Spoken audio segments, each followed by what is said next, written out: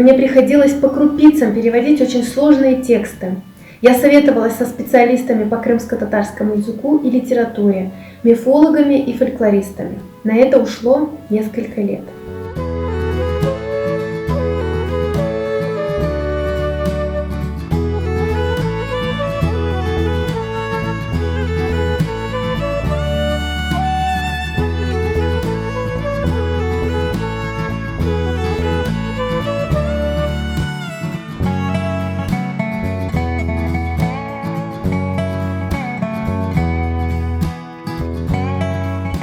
Исследователь не преследовал ни коммерческих, ни идеологических целей. Радлов опубликовал записанные им нарративы со всей их непоследовательностью.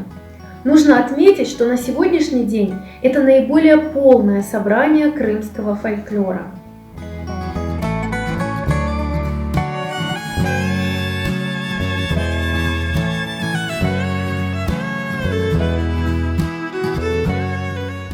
Книга Радлова «Наречия Крымского полуострова» состоит из двух частей – крымско-татарской и караимской. Самая обширная категория в обоих частях – это прозаические нарративы – сказки, легенды, предания и анекдоты.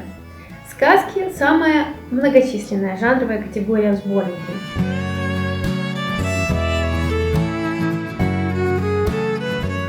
В бытовых сказках можно найти интересные для этнографов и историков детали.